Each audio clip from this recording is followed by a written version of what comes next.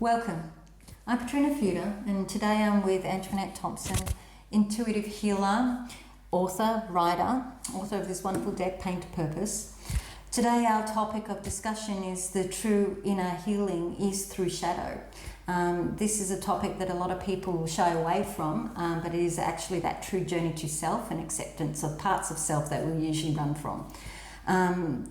The importance of today is Antoinette has actually had a lifelong journey that's produced a tool that can help people through the awakening process, because the planet is actually going through quite extreme awakening right now. So if anyone's really suffering and doesn't know where to turn, there are tools that can help. So today, Antoinette has been through so much pain. So much pain. So we're just going to give a brief. Otherwise we'd be here for a long time. So just briefly explain what actually internally has happened to you. Okay, so internally, I guess it started when I had a back injury when I was 24 years old, and it started a chain of events of a lot of disease and chronic pain, and I was actually diagnosed with the autoimmune condition. And from that, I also had a lot of surgeries where I physically had a thoracotomy, where they actually had to take a tumour out that was wrapped around my aorta. And I also had a hysterectomy later on as well. So we're talking about a 15 to 20 year period of chronic pain and being stuck in a vicious circle of disease and more disease and negativity and self-sabotage and all those nice little shadow things that come out. So I had a good time out from the matrix. Well, the psychological damage. Now, what is interesting about the journey is that the inner pain creates all these other issues, because pain turns inward and creates disease, which is dis-ease of the body. Yeah. But the core root is when you dive into shadow, it opens up or takes you to your core root. Now, the core root of all your pain and suffering that could have been prevented if was dealt with, or if there was counselling provided, or there was awareness from your childhood. Or acknowledgement. A level of acknowledgement, that's right. Yeah. So the core suffering actually stemmed from your childhood, didn't it? That's right. So and this was this is traumatizing. This is the root of the trauma. So when we talk about shadow, when we talk about healing, we have to give ourselves permission to actually go below. We always talk about triggers, but we have to go beyond the triggers and allow ourselves to go underneath the triggers. And for me, my original trauma was sexual abuse when I was 7 years old by a family member. And I stepped into my divine masculine. I stepped into survival mode, and I wanted to protect my family, so I said nothing. And you held on to that, and I carried that how secret. Many years? So I held on to it for about 40 years. I did speak it to 2 people, but I never spoke it to any of my family members. So they had absolutely no idea what had happened, and I just blocked it because it was the only way that I could deal with it. And a 7-year-old having that level of awareness to know that if I do speak, what happens if what's going to happen to my family? Are they going to believe me? Are they going to? What's going to happen if they do believe me? It's going to split my family apart. I don't want my family to be split apart. So it's a crazy how you think of a 7-year-old and how much awareness I must have had when I was that age to actually step into survival mode and choose to actually block all of that trauma from my consciousness and put it deep into a drawer and close it up and lock it up forever. Well, that's that natural ability of survival, isn't it? Stepping into the masculine, as we call it, Well, it's also having to survive, and in a world where we feel we can't speak up about these things for discrimination, to say you're crazy or you're lying, especially as a child. Yeah, and I had a lot of cultural and religious, factors there as well. And this stuff doesn't happen. And if it does happen, you just push it under the carpet. And if there was a level of education or knowledge based around this when you're younger, you can actually work through those shadows and healing of the trauma that won't then turn internal and make you sick. That's right. Like for instance, if I felt safe enough to bring it up in my school environment, if we had counsellors, and in those days we didn't have them. And so I had to figure it out all on my own. You know, a child of seven to, this happened over a 3 or 4 year period. I don't even know, because my memories of my childhood are not that vivid. But if I had that support or had the confidence, and we're talking about a lot of different factors: religion, ancestral patterns, culture, you know, not being believed, not having the support system around you, because, you know, dysfunctional as well, a dysfunctional family as well, people not being able to deal with their own emotions, let alone to put something on this. So I think of that 7-year-old, and I think of how much awareness and consciousness she actually did have to be able to do that and to realise. But unfortunately, it caused me a lot of pain. But how remarkable are you? I mean, even if it's taken the 50 years to get you to this point, by going through that experience, you're able to have written it down and produce. For that, I'm so grateful. Every step of the way. Pretty much. A way to actually help others through your journeys. Yeah. And, you know, the way that I've had so much healing from, it's been very cathartic for me, writing and channeling and even drawing. And I wasn't a drawer. Like I my creativity, and I because I suppressed my divine feminine so much and stepped into my masculine, none of these abilities were with me until I had my awakening.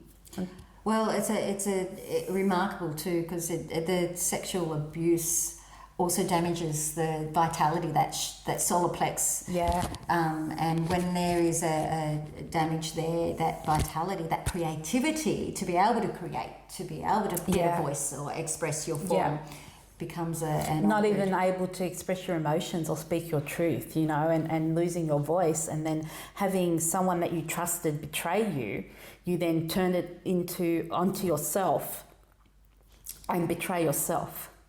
And these become sabotages throughout life. Self-sabotage and, you know, fear of abandonment and grief and shame and all of these other issues that arise from actual internalizing that trauma and not speaking it out or not expressing it. And it took 40 years for me to actually start expressing it, and it wasn't, and I didn't want to dig into that shadow. And all that damage to the body because not knowing any better. That's right. Unfortunately, you know, the system, you know, when you're sick, you see a doctor, you get prescriptions, you get labels, and then you believe that, and then that creates that ongoing cycle and creates even more trauma in the body. Right? And I was stuck in this vicious circle, like, you know, because medicine was the only thing that I knew.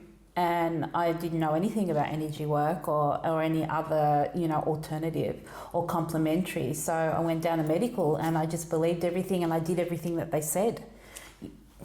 You know, when you don't know anything, you just want the pain to stop. Absolutely. You just want it to stop. And then not realising, you know, but I had that surgery. But I still have pain. Where's it coming from? And at that point, I didn't have the awareness that I have now about the root of we have to go back right to the start of where that trigger comes from. You know, we can recognize triggers, but we need to know where the root of that trigger is coming from. And then it wasn't until I put all the pieces together, and really, you know, my mother passed away, and not long after that I had this huge massive awakening that was very abrupt.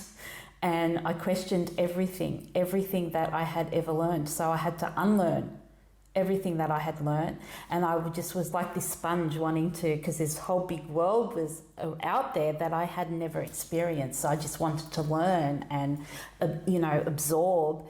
And in that process, I realised that I had blocked this trauma out of my consciousness for a good, you know, 35 to 40 years. I had just blocked it away, and there was no way that I was going to grow on this journey without digging into the shadow.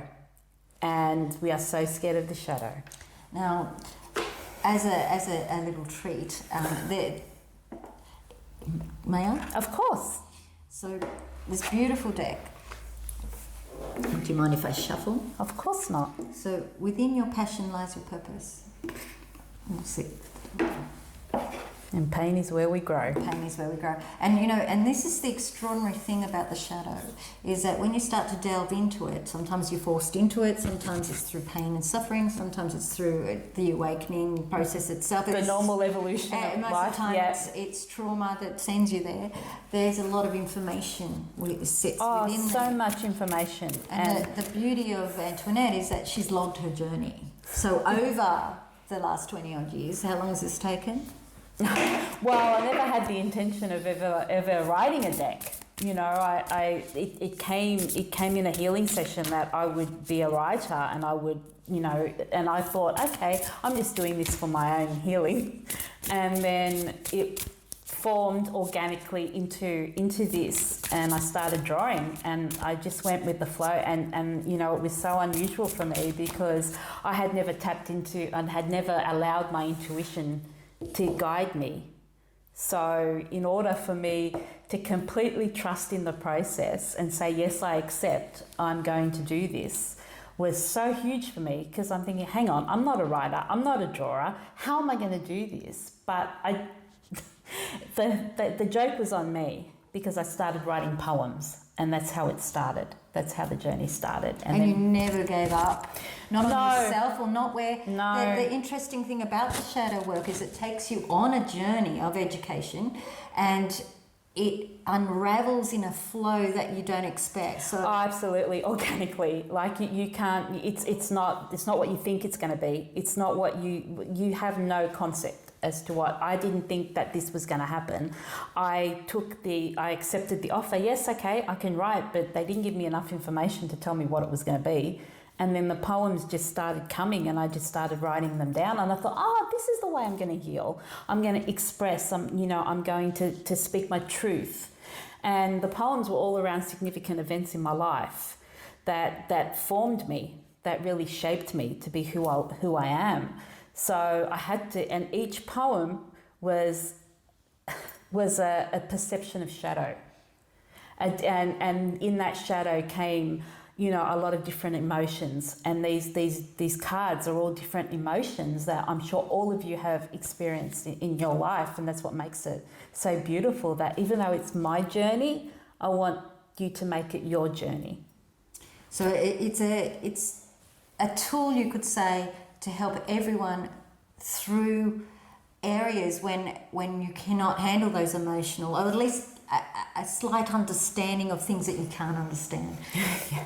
I've just split it into three, so let's see what comes up. So, and you can have a little chat about it. So, authenticity. Authenticity. Yeah. To be authentic to my very core. Yeah, to be authentic to my very core. And that's what the journey is about. It's about stripping off all the layers. So if you look at the drawing, you know, and these are all channeled and down to the finer details of the colours and the shades of the colours. So, you know, this is the chakra system, and then within here is the infinite possibility, is the space, is your soul. And this authenticity is stripping those layers, the outside layers that we have collected through our lifetime and past lives, if you believe in that, and going to your inner core. And authenticity, that is what our soul is. Our soul is our authenticity. Everything else is appearance. Everything else is a mask, you know. And the journey to self-discovery is us remembering who we really are. It's not finding who we are. I believe that it's remembering who we are. So that's that space in there that is like a blank canvas that you need to explore, and that's where your authenticity will sit. And to be authentic, your authentic self, is to understand that, you know, that in that shredding, in that complete shredding, it unveils, well, beliefs that you Belief can systems. move through the belief. You can choose to keep the belief, Yep. or discard that belief. Yep. Because once you lock yourself into a belief, then that creates an instantaneous reality that's actual manifestation. Absolutely, and that's what I lived for many years of my life. You know, the physical manifestation of a belief system. Yeah. You know, that was ancestral, that was religious, that was cultural, that was passed through generations. So, and the shadow work, it really it breaks through those patterns, and you know, to recognize those patterns. That's right, to even have a recognition, that's exactly right. Like, you know, when you're sitting in the pattern, you don't even know, because you know nothing else. So to you, this is normal, you know, and it's not until you're shown an alternative or you have the level of awareness or consciousness for you to be able to absorb an alternative that you start to ask questions. And it's in that unlearning and relearning that we start to recognize, wow, yeah, I really did think that way. Where did that come from?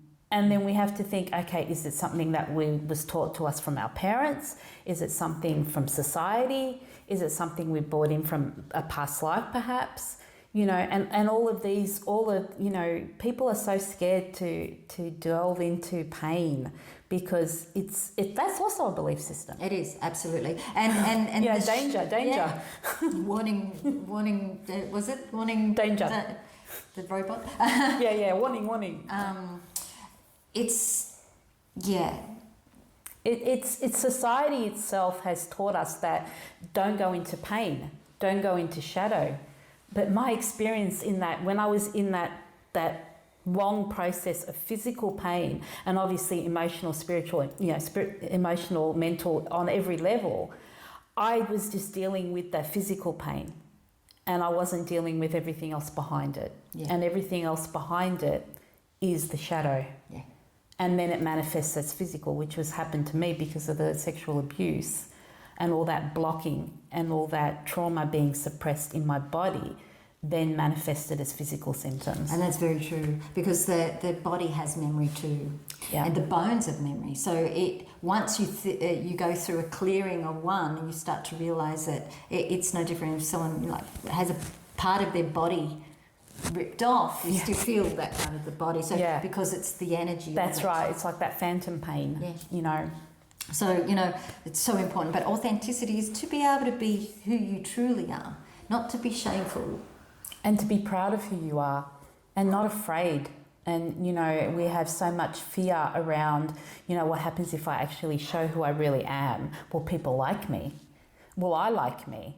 That's all that matters. You know, and that's what matters. It's not about external validation. It's about internal validation and then fixing the insides with doing all the healing. And then you can project that out to the world, and that is your authenticity. But you have to do the inner work first. Absolutely, and with that inner work, you'll know what the deeper you dive.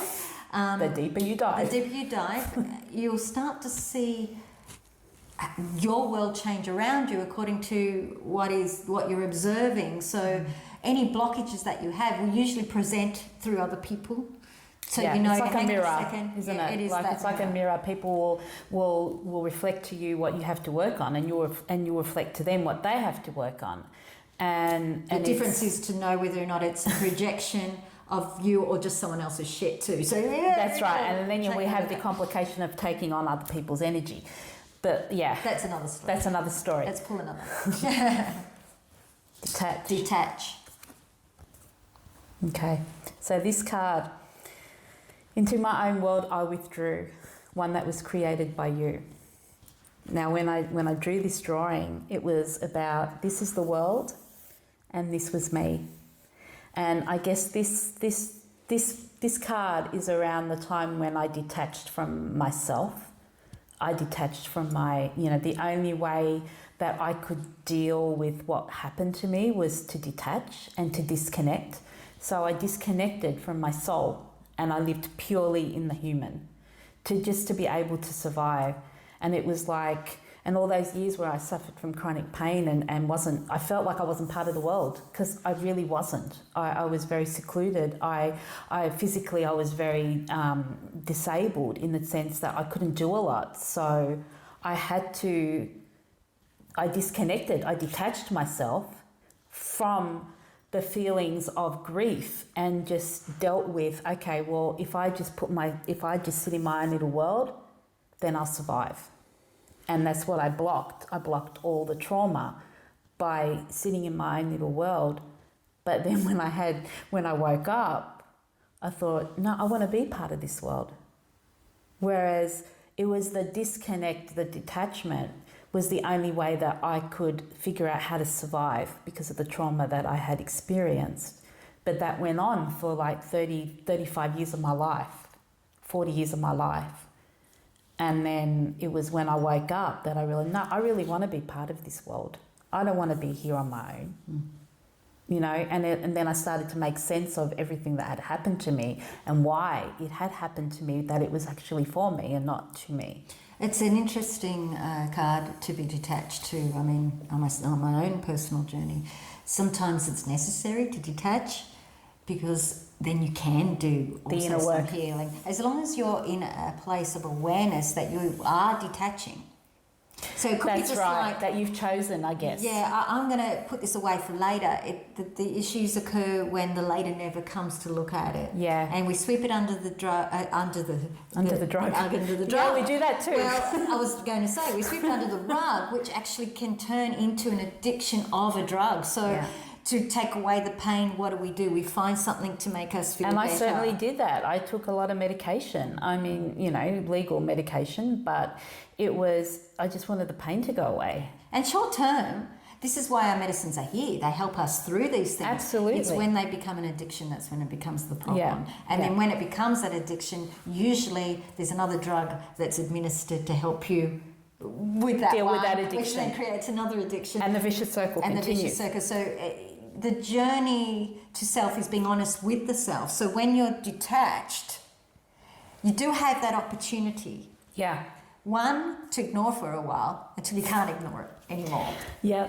And I did that for a lot of years. I did ignore because I was so focused on my physical pain that I didn't have, I guess, any energy or any awareness to go that little bit further and actually dig into the shadow, which I know now is the shadow, but I didn't know then. All I could do was I just wanted the pain to go away, the physical pain to go away. So I did everything that the medical field told me to do, and then I'm like, hang on, I've still got pain, so what's going on? So if there was more education out there, which is why Definitely. this is, you know, the talk today, is that if there was a guidance of people that can, you know, just take you through a process to understand that combination of the mind. Yeah, it's a holistic approach. We have to have a holistic approach. With food, with our balanced approach with everything, to help you wean off medication, to replace it with like the medicinals in plant medicine, for example, the nature's way. Or energetic work, which is what my journey was. Yeah. You know, switching from pure medicine to actually interjecting energy work. You know, and knowing that there is something, you know, when I started doing Reiki and when I started, you know, studying and digging deep into, I actually started to feel better. So it's, you know, and the society pushes medicine on us now more than ever. Yeah. Not to say it's a bad thing. Not to say that it's a bad thing, because it has helped me, and I still take medication, and I need that medication to be able to continue.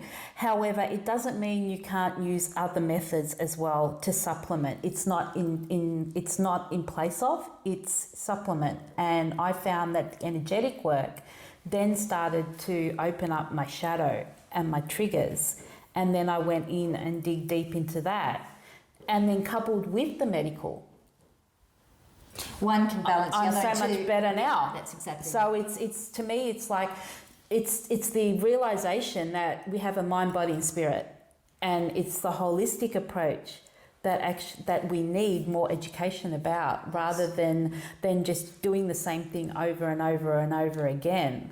And that's exactly right, and it's recognizing when those addictions are coming up, or recognizing when you're on that cycle, when you're repeating it. Yeah. And, you know, the shadow work may come in an extreme. Everyone's got their own journey and own experiences. It may come in short bursts. So to be gentle and kind to self. And this is where... Very important. This is where if you've got something that can help you when you've got no one to turn to, is really helpful. Yeah. Here's the next one. Oversensitive. Oversensitive. Always being told I was too soft. Yeah. Now, how important is this? As emotional beings, and this journey has been interesting too, even on balancing off of the emotional, that's a whole new ball game.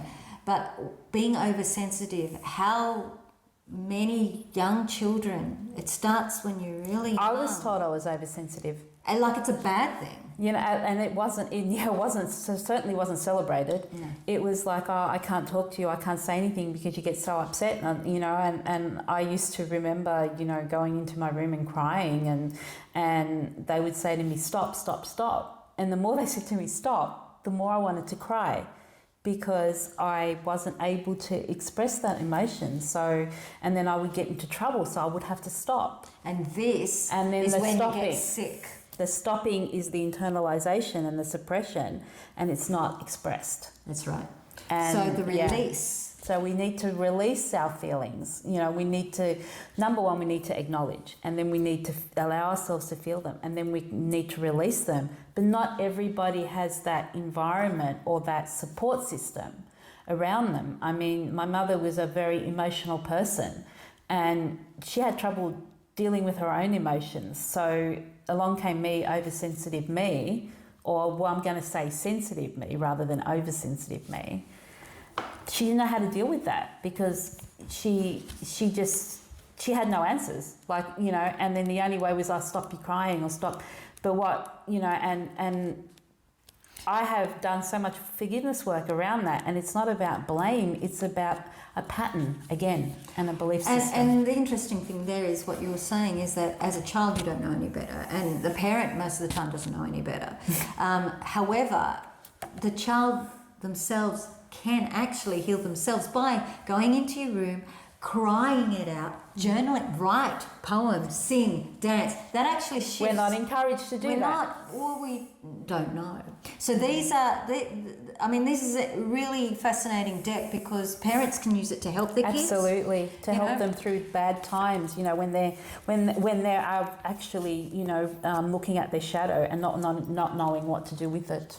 Would you mind if I actually read? Please, Oversensitive? Go ahead. Oversensitive is also touching a point for myself as well, because I too have been very oversensitive and quite emotional, which my journey has been about balancing my own emotions. It's all about balance. So oversensitive, I'm going to read this to you. And I'll hold this up so that people can have a look at the same time. Always been told I was too soft. Have you been called oversensitive? What does it mean? If someone calls you oversensitive, does that mean they are not sensitive? Or is their definition of sensitive different to yours? Sensitivity is measured by our reaction, our ability to give sympathy or empathy. Sensitivity is our ability to feel. We all have the capacity to feel. So why do some people feel more than others? Our feelings are said to come from our heart. Is this necessarily true? Often these who have suffered much pain in their lives can be more sensitive than those who have been blessed with ease. So does sensitivity come with hardship. Society seems to allude to this, but there are also many sensitive souls that have been blessed with easy or less troublesome lives.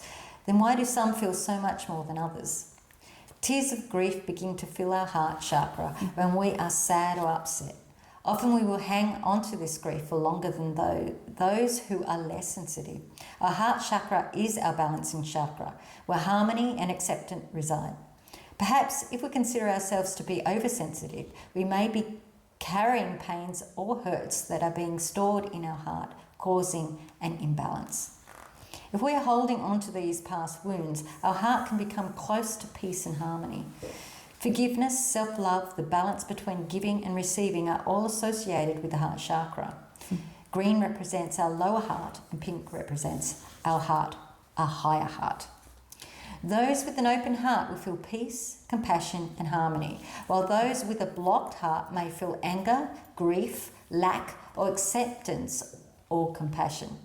Essentially, embracing and opening our hearts is pivotal in our healing process. This is where the healing begins. The tears must be cried, the anger must be released, and the acceptance must be reached. The heart brings balance and harmony.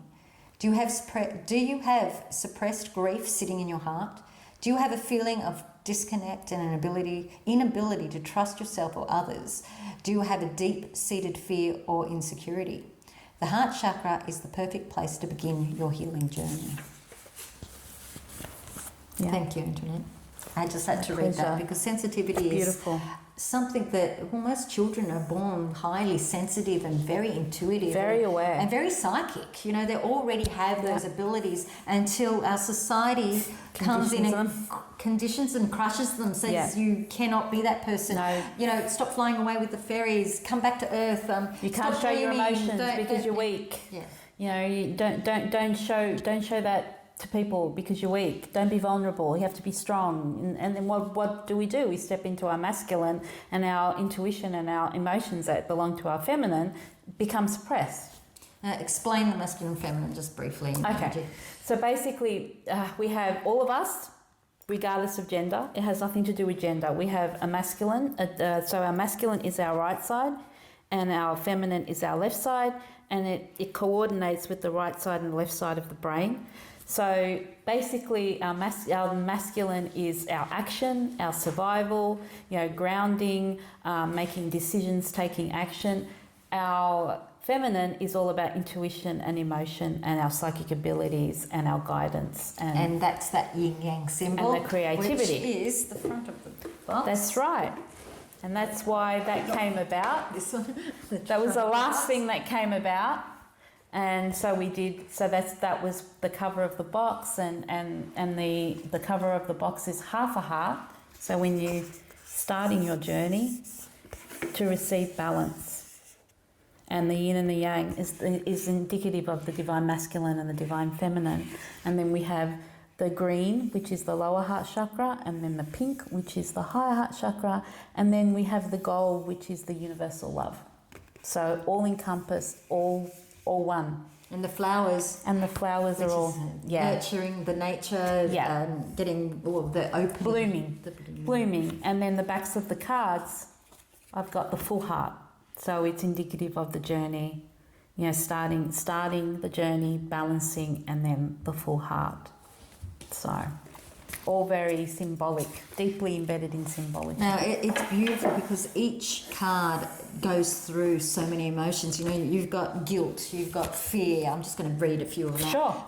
You've got, conviction, strength. These are all, as you go through your own shadow work, you start to have to face all of the darkest areas of yourself that have been blocked to be released. The true magic comes when you release it, as long as it's not project onto another person. And this is the thing, when you feel a lot of anger, the blame comes up, and the first thing you want to do is blame the person where the pain came from. So if it's a parent or that's right.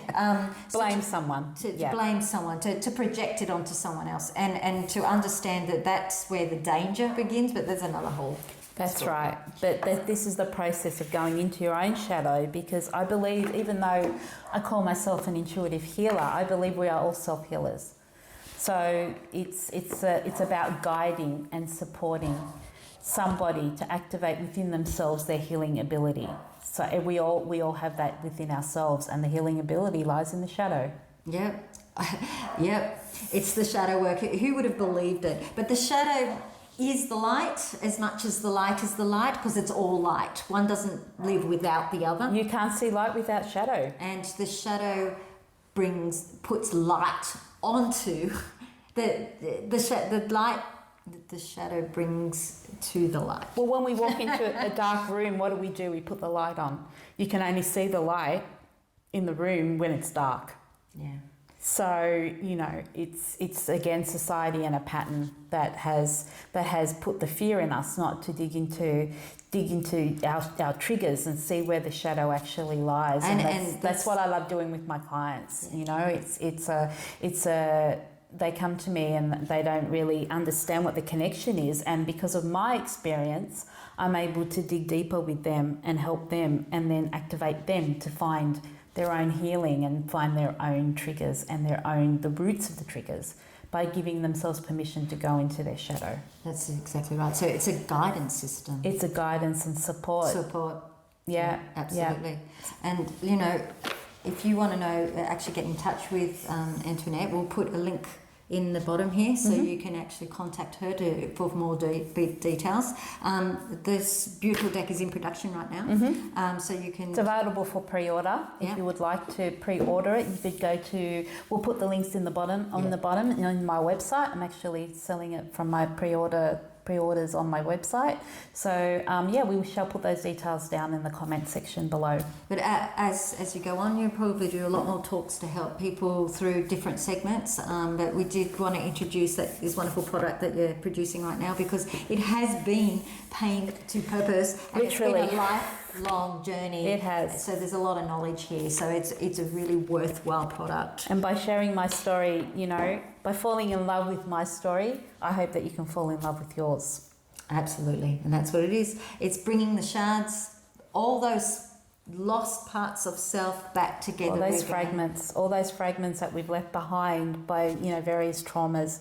And trauma is very different for everybody. No trauma is bigger or better than anybody else's. So it's bringing all those bits of us back into our soul so that we can be whole again and authentic. Absolutely. Absolutely. Thank you, Antoinette, so Thank much you today. Until next time. Ciao. Bye.